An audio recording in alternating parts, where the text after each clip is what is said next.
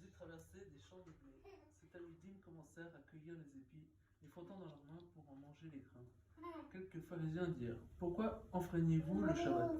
Jésus leur répondit: N'avez-vous jamais vu ce que David et ses compagnons firent lorsqu'ils eurent faim? Il entra dans la maison de Dieu, prit le pain de la présence et le mangea, ce qui n'est permis qu'au seul sacrificateur. Il conclut en disant: Le Fils de l'homme est Seigneur du Shabbat. Un autre jour, le Fils de l'homme est Seigneur du Shabbat. Un autre jour, le Shabbat, Jésus entra dans la synagogue et enseignant.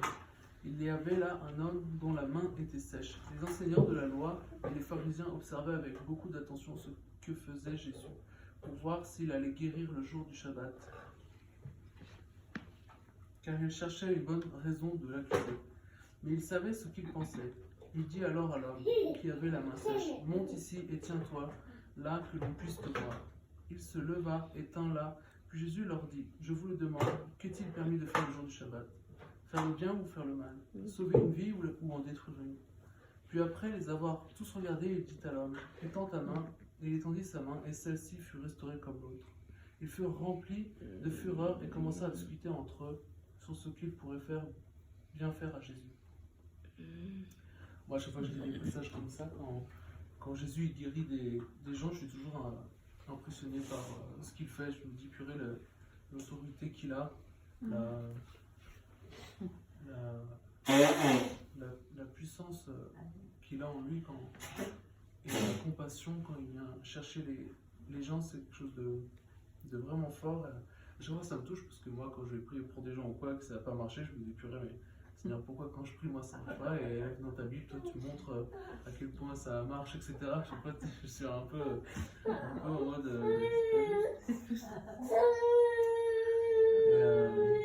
Et ouais, chaque fois, ça me touche de voir l'autorité qu'il a, le Seigneur. Alors, il arriva comme ces jours-là, Jésus s'en alla dans les collines avoisinantes pour y prier. Il passa toute la nuit en prière avec Dieu. Quand le jour se leva, il appela ses disciples et en choisit 12 parmi eux, pour qu'ils soient reconnus comme ses émissaires. Simon, qu'il nomma Pierre, André, son frère, Jacques, Jean, Philippe, Barthélemy, Matthieu, Thomas, Jacques, fils d'Alphaï, je sais plus quoi son nom. Simon, celui qu'on appelle le Zélote, et Judas, non c'est pas lui. Judas, fils de Jacob, et Judas Iscariote, celui qui devint un traître. Puis il descendit avec eux et s'arrêta à un endroit plat. Une grande foule de disciples se trouvait là, ainsi qu'un grand nombre de personnes qui venaient de tout Juda, de Jérusalem et de la côte de... Je m'excuse, je pourrais poser une question. Quand il dit une foule de ses disciples, Oui. parce qu'en fait il est avec les 12, mais là il y a une foule de ses disciples. Parce qu'il y en avait plus qui le suivaient. Il y avait 144. Mais là il dit bien qu'il en choisit 12 D'accord. parmi eux. Et une grande foule de disciples se trouvait là, ainsi qu'un grand nombre de personnes qui venaient de tout Juda, de Jérusalem et de la côte de Tsor et de Sidon. Ils étaient venus pour être guéris de leur maladie. Ceux qui tourmentaient les esprits impurs étaient guéris, et toute la foule essayait de le toucher, parce qu'une puissance sortait sans cesse de lui et les guérissait tous. Amen. La puissance.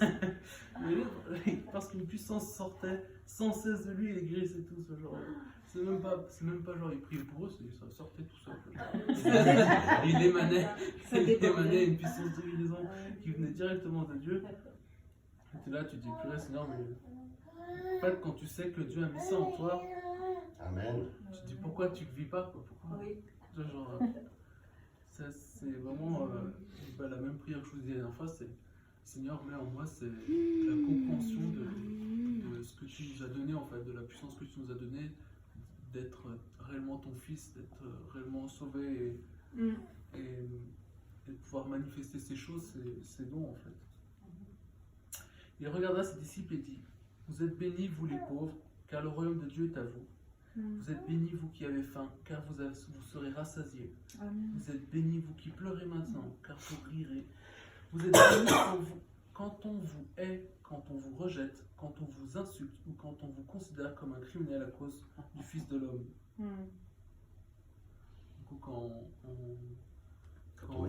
quand on vit des choses difficiles par rapport au rejet des gens qui ne veulent pas entendre la croix, et ben le Seigneur nous dit qu'on est béni en fait.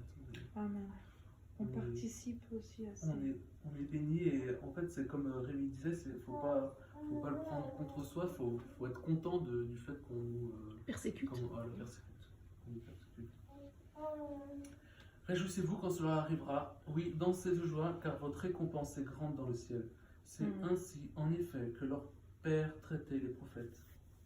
Mais malheur à vous les riches, car vous avez déjà eu tout le confort que vous désiriez. Malheur à vous qui êtes repus maintenant, car vous aurez faim. Alors ça, je suis bien repu en ce moment.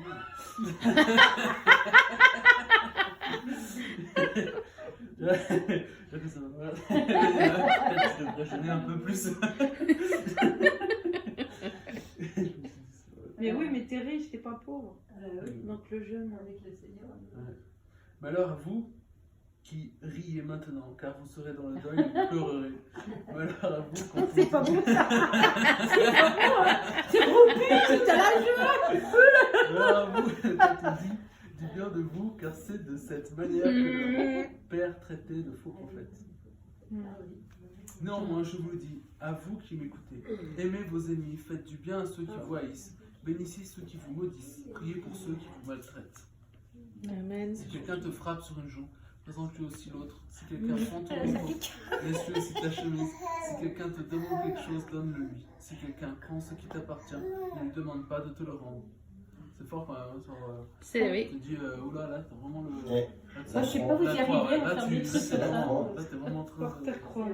C'est difficile après cette chose quand Ah se ouais. présente dans ta vie réellement. Dans ta chair, tu dois. Moi, je trouve que c'est.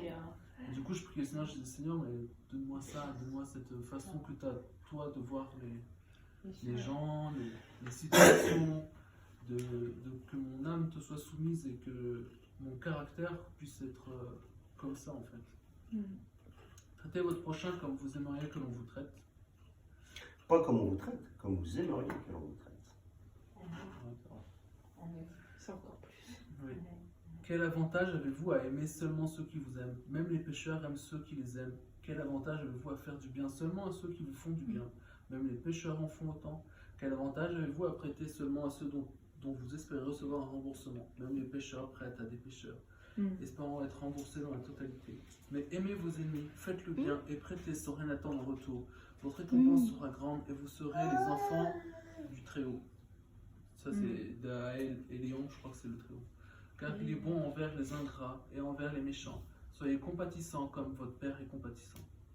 Et tu vois, je parlais à maman parce que c'était quoi? C'était C'est la prière, notre Père. Ça. oui, parce que je sais plus qui a partagé sur Facebook un monsieur qui allait à une église habillé Oui. en mendiant. Et En fait, il devait prêcher. Et il s'est déguisé en mendiant, on en a personne prêché. lui a donné Et il a de tourné temps. autour de Personne l'église. lui a- Personne, etc. Et la dame, le message qu'elle a apporté, c'était. Enfin, je trouve que ce passage-là, il correspond plus à ce que le gars voulait exprimer, le fait d'être généreux et de donner à ceux qui n'ont pas, etc. Machin, que celui qu'elle avait apporté. Après, ça m'a parlé aussi. Ne jugez pas et vous ne serez pas jugés. Ne condamnez pas et vous ne serez pas condamnés. Pardonnez, vous serez pardonnés. Donnez et on vous donnera. Une pleine mesure tassée, secouée et débordante sera déposée sur vos genoux. Car de la même mesure que vous mesurez, on vous mesurera en retour. C'est ça. Je le kiffe. Ça, en fait, ça m'a parlé parce que des fois, on se sent tout le temps jugé. Et je me disais, pourquoi tu te sens jugé Enfin, là, il montre bien que si tu ne juges pas, tu ne seras pas jugé, en fait. Et des fois, on se dit, ah, lui, il m'a jugé, etc. Mais à la base, peut-être que c'est toi, en fait, qui as jugé au début. Et c'est pour ça que tu te sens jugé par cette personne. Alors qu'en fait, c'est quelque part, c'est toi qui te juges toi-même. Ou le Saint-Esprit en toi qui te révèle certaines choses. Tes actes. Voilà, c'est ça.